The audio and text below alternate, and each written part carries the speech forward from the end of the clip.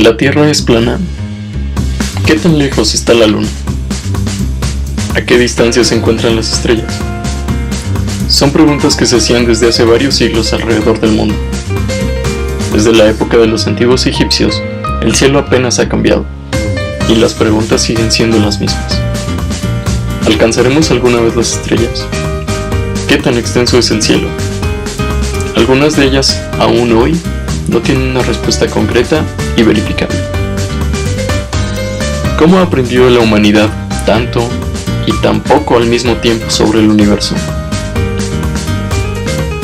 En los inicios del siglo XVI, Tycho Brahe tuvo la mitad de una buena idea.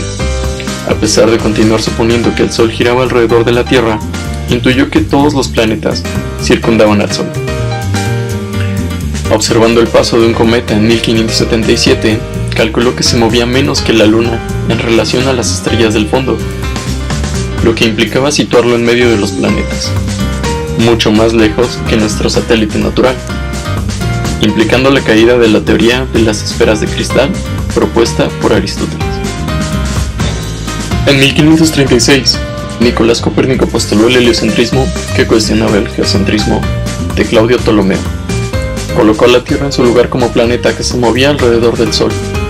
Sin embargo, aún consideraba que las órbitas de los planetas eran circulares y no tenía suficientes pruebas que soportaran su teoría, sin mencionar que la misma contradecía pasajes bíblicos. Todo el mundo estaba convencido de que la Tierra era el centro del universo, hasta que el autoproclamado genio Galileo Galilei empezó a resquebrajar esta visión. Precursor del método experimental, Galileo estableció leyes básicas de movimiento. Siendo el primer astrónomo que observara el cielo con un telescopio, llegó a descubrir las lunas que orbitan Júpiter, apoyando la teoría de que no todos los cuerpos celestes giran alrededor de la Tierra. Johannes Kepler fue quien acertó en indicar que las órbitas de los planetas eran elípticas y no circulares, que la velocidad de los planetas dependía de su distancia al Sol, dejando completa la imagen del sistema solar. Más tarde, entró en escena el científico inglés Isaac Newton, llamado por muchos el científico más grande de la historia. Amplió el conocimiento sobre las órbitas con la teoría de la gravedad, y su gran logro fue reconocer que la fuerza que hace caer las cosas al suelo es la misma fuerza que gobierna los movimientos de los planetas y sus satélites, la fuerza que dicta la velocidad de las órbitas. Pero sería erróneo considerar que la sucesión de descubrimientos y el enlace de biografías de científicos conducía inevitablemente al nuevo paradigma. La resistencia al cambio era o parecía tan fuerte como las no tan evidentes pruebas de la nueva visión de la naturaleza. En el amanecer de la astronomía moderna ya había un mapa del sistema solar, pero era un mapa sin escala. Con ayuda de cálculos trigonométricos, los astrónomos pudieron establecer una escala para el sistema solar. La pregunta ahora había cambiado a ¿cómo medir las estrellas? Ole Römer encontró otro efecto de la Tierra alrededor del Sol. Al observar cómo Júpiter era eclipsado por sus satélites, descubrió que ese fenómeno sucedía antes de lo previsto, cuando la Tierra y Júpiter estaban en sus órbitas, en el mismo lado del Sol, de modo que los mismos eclipses se retrasaban cuando Tierra y Júpiter se encontraban en lados opuestos. La explicación a este retraso es el tiempo que tarda la luz en llegar de Júpiter hasta la Tierra, demostrando así que la velocidad de la luz no era infinita. En el siglo XVIII se representó un avance de otras disciplinas fundamentales como fueron química, ciencias biológicas, y todas estas no con menos trabas conceptuales, hasta que Antoine Lavoisier nos dio el impulso definitivo a las nomenclaturas sistemáticas y la cuantificación de la disciplina química, en 1789. No se superaron extrañas teorías como la del flogisto, que quería conciliar los nuevos datos experimentales con las viejas concepciones alquímicas o derivadas del concepto del elemento clásico griego. Al hacerse más grandes los telescopios, más estrellas surgían a la vista, En las primeras décadas del siglo XVIII, William Herschel, utilizando un telescopio que él mismo construyó, comenzó a cartografiar el cielo contando cuidadosamente las estrellas.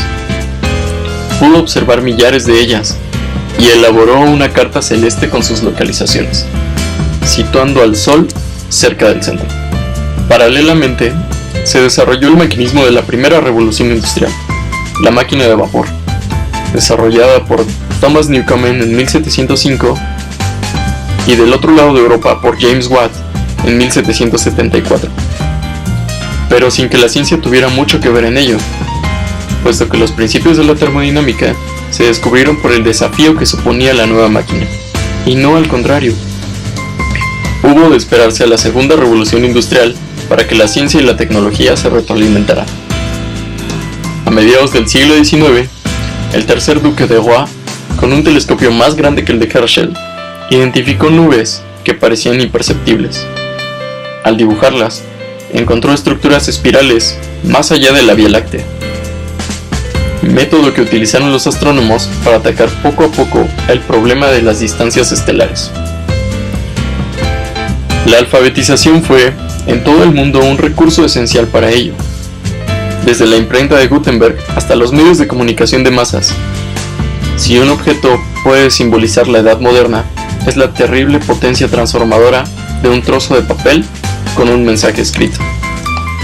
No obstante, incluso bien entrada la edad contemporánea, en la mayor parte del mundo, la capacidad de descifrar el significado de este mensaje seguía reservada a las capas sociales superiores, más numerosas que en la Edad Media, pero que condenaban a los menos favorecidos. El progreso acelerado de la astronomía permitió obtener mucha información de las estrellas a partir del arco iris de su espectro. Cada estrella posee un espectro propio. Cuando es analizado, se puede conocer su composición, edad, temperatura y tamaño. Contribuyendo a completar el mapa de distribución de la galaxia, el Sol no está en el centro, sino a 2/3 partes de la distancia entre el centro y el borde de la Vía Láctea. En 1905, Albert Einstein se pregunta qué pasaría si corriéramos a la velocidad de una onda de luz. 10 años más tarde, ya resuelta la teoría general de la relatividad, se deduce que el tiempo es relativo dependiendo de la velocidad a la que te muevas, describiendo el movimiento de cuerpos celestes y el posible destino del universo. En 1923, el astrónomo Edwin Hubble descubrió cefeidas, pequeñas estrellas que laten y pulsan como un corazón, objetos mucho más lejanos que nuestra galaxia, en los bordes externos de esta, tan débiles que no era sencillo suponer que estuvieran ubicados en otra galaxia. En su ardua labor por escudriñar el universo, Hubble descubrió múltiples galaxias con distintas formas y tamaños. La teoría del universo en expansión surgió partiendo de la observación de galaxias que se desplazaban en múltiples direcciones. Alargando las longitudes de onda de su espectro, no había duda de que el espacio entre ellas crecía. La humanidad, de la mano de Hubble, tropezó con una pista sobre el origen del universo, el Big Bang. Si el universo estaba expandiéndose, debió tener un punto de partida, un punto en el que comenzaran el espacio y el tiempo. Hoy, la búsqueda de los límites del universo continúa. Pese a que contamos con grandes telescopios ópticos de gran alcance, estos cuentan con un margen de error próximo al 30%. Necesitamos dispositivos más precisos, incluso dispositivos mejores que el telescopio espacial Hubble. La teoría de la relatividad general de Einstein predice el movimiento de cuerpos muy grandes como las galaxias, pero no puede explicar el comportamiento de las partículas subatómicas más diminutas, piedras angulares del universo. La teoría de la mecánica cuántica consigue predecir el comportamiento de estas partículas. No obstante, y para frustración de cualquier científico, ambas teorías parecen completamente incompatibles y contradictorias. Stephen Hawking se dispone a unir ambos puntos de vista, planteando qué pasaría si miráramos un agujero negro, pero observando sus partículas subatómicas. Cuando un astro se comprime en una esfera de unos cuantos kilómetros de diámetro, el espacio a su alrededor se deforma, tanto que la gravedad impide el escape de cualquier objeto, partícula u onda, incluida la luz. Resolviendo una larga lista de enreversadas ecuaciones, Hawking establece que los agujeros negros emiten radiación, un tipo de radiación que incluye masa y energía, de manera que el agujero negro se desvanece poco a poco hasta desaparecer, como el agua hirviendo. Las grandes mentes de los científicos nos han ayudado a cruzar apenas una pequeña brecha en el mundo inconmensurable de incógnitas, en donde hasta ahora creemos entender el comportamiento del universo, desde su origen hasta algunas predicciones aún por comprobar. Aquí bien, les vamos a hablar de la teoría de las especies de Charles Darwin. Todo comienza en 1831, cuando un joven llamado Charles Darwin encomienda una investigación a bordo de un barco llamado Beagle. Del viaje trajo consigo diversas especies de pájaros, pero la sorpresa llegó cuando quiso saber las especies de cada uno de ellos, y resultó ser la misma en todas. Algunos pájaros tenían el pico más grande que otros, lo que eso hacía pensar que tenían más capacidad de encontrar alimento y por tanto más capacidad de reproducción. Así se daba lugar a nuevas especies diseñadas para habitar el mundo. A este fenómeno lo llamó evolución por selección natural.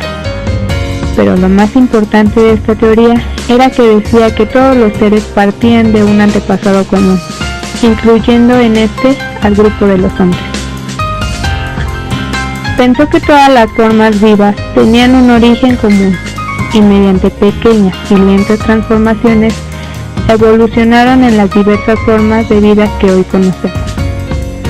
Cuando algunos individuos de una especie desarrollan una ventaja que les permite adaptarse mejor al medio, sobreviven y se reproducen. Sus descendientes heredan esta ventaja adaptativa, mientras que los individuos peor adaptados no sobreviven y no dejan descendencia y acaban extinguiéndose. Una vez terminada su teoría, decidió plasmarla en un libro en 1859. El proceso no fue fácil, ya que tuvo que enfrentarse a sus creencias religiosas, tradicionales y al pensamiento de un Dios todopoderoso, que creó al universo y todos sus habitantes, además de la crítica que seguro el libro recibiría. Su teoría le supuso el enfrentamiento de la Iglesia anglicana y los sectores ingleses más conservadores. Concebían la creación como algo inmóvil.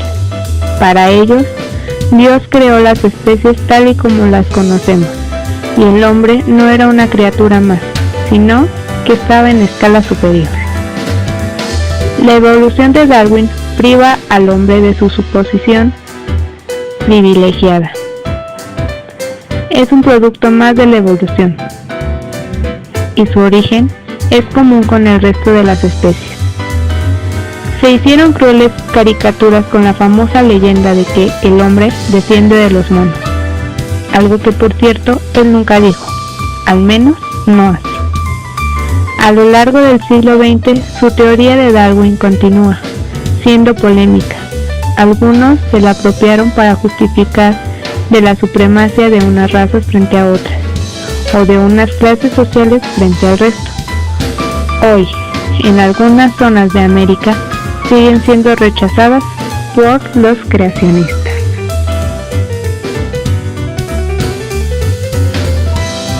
La Tierra, una semiesfera con un volumen de 108.321 millones de kilómetros y una edad aproximada de 4.550 millones de años.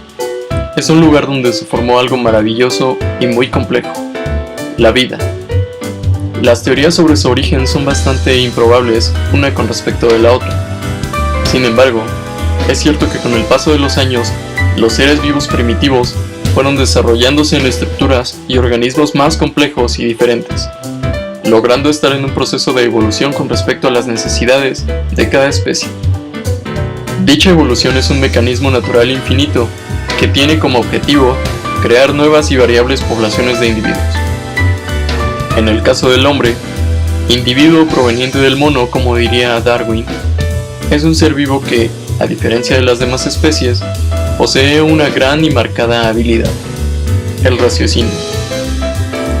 El hombre ha demostrado que, a pesar de no tener habilidades anatómicas como las demás especies, tiene la capacidad de pensar, que lo ha llevado a la creación más aproximada de dichas habilidades anatómicas para satisfacer sus necesidades, llevándolo más allá de la supervivencia.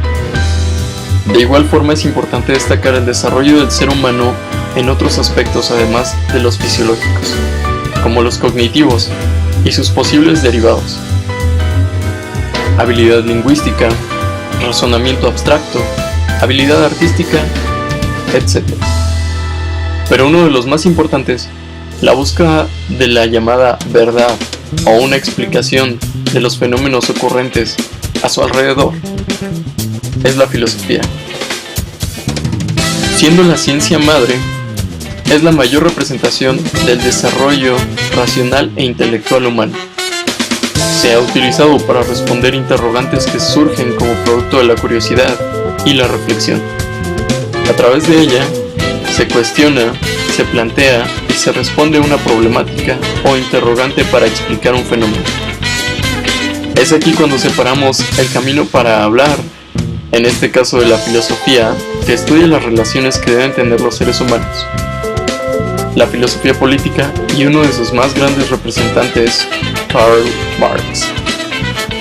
Nacido el 5 de mayo de 1818, Karl Heinrich Marx fue un filósofo intelectual y militante comunista alemán de origen judío.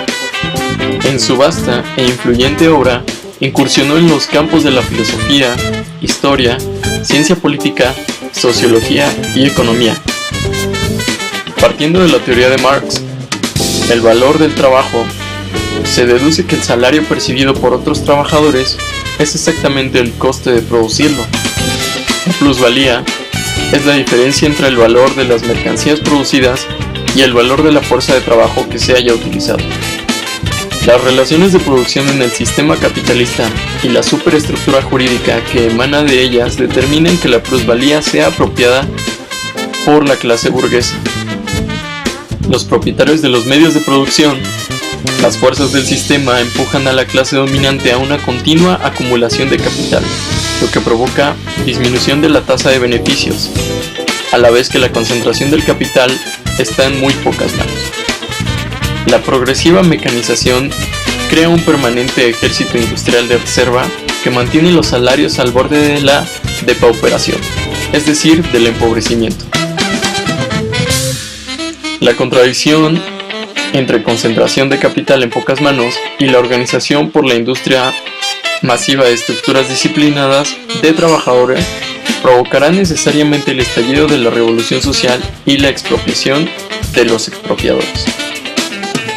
Este pensamiento revolucionario y moderno nos ha llevado a concebir una nueva visión tanto de las sociedades y el mundo capitalista del ser humano como individuo explotado, parte de lo que Marx le denomina proletariado. Las clases sociales capitalistas se basan en la explotación del proletariado, en la mecanización industrial y en el intercambio de mercancía, cuyo valor no solo depende de sus características, sino del valor que está detrás de él, el valor de la fuerza de trabajo. Desde un simple trueque de semillas y animales hasta el manejo de acciones y valores como representaciones del capital, el hombre ha evolucionado de forma acelerada a través del tiempo, porque, como el tiempo, el hombre solo busca el progreso en una dirección. Es posible que dentro de un futuro, estas concepciones sobre el desarrollo sean obsoletas, porque todo a través del tiempo cambia, desde el hombre hasta su entorno, desde el universo hasta las teorías de la creación del mismo. Todos somos ese punto azul pálido en un profundo y oscuro abismo.